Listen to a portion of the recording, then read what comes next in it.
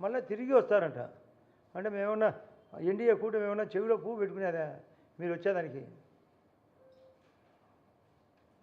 చెప్పుతో కొట్టి స్వాగతంపుతాం, మీకు రాజకీయాలు లేకుండా చేస్తాం, 0 స్థానం మీకు. ఇది జగన్మోహన్ రెడ్డికి హెచ్చరిక.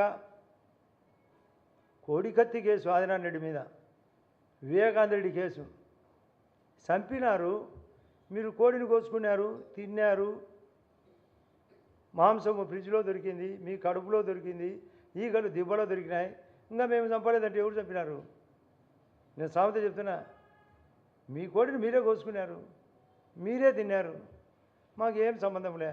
ఆ కోడి కత్తి కేసులో దొరికినారు, ఎన్ఐఏ తేల్చింది దొంగ డ్రామా అని. ఆ బొత్స సత్యనారాయణ గారు మళ్ళీ ఏదో కంటెక్ట్ చేయబోతున్నాడంట, అది ఇంటికే పోయిందనే. అంటే అతని ఎక్కడ కాంగ్రెస్ హైకు పోతాడనే భయపడి వైఎస్ఆర్ సీట్ ఇచ్చినాడు, అది పోయే సీటే. అంటే మామూలుగా మా దగ్గర ఒక సామెత ఉన్నది,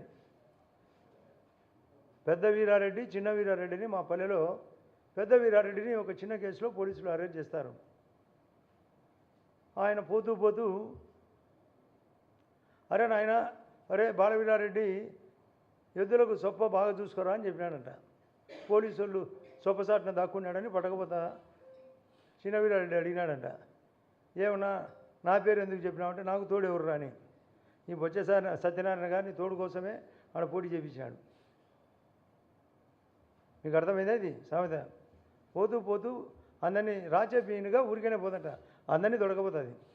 ఈ జగన్మోహన్ రెడ్డి పెద్ద రాచపీనుగా, సైతాన్, వాళ్ళ భాషలో చెప్తున్నా, సైతాన్ లాంటివాడు, పిశాచి లాంటివాడు, పైశాచిక ఆనందం. అతని ముఖంలో నవ్వు అనేది నేను ఎప్పుడు ఆప్యాయతగా చూసి నవ్వించినది లేదు. ఎప్పుడు ముఖం చీదరించుకోవడమే, చీత్కారం. రాష్ట్ర ప్రగతి జరగాల, దేశ ప్రగతి జరగాల, ఇరిగేషన్ ప్రాజెక్ట్స్ పరిగెత్తాలా. శ్రీశైలం నిండింది, నాగార్జున సాగర్ నిండబోతున్నది, పులిచెంతలకు విడుదల చేస్తారు, ప్రకాశం బ్యారేజ్ ద్వారా తిరిగి బందరు దగ్గర ఉండే సముద్రంలోకి చేరబోతున్నాయి, రాయలసీమ ప్రాజెక్టులన్నీ నిండాలా.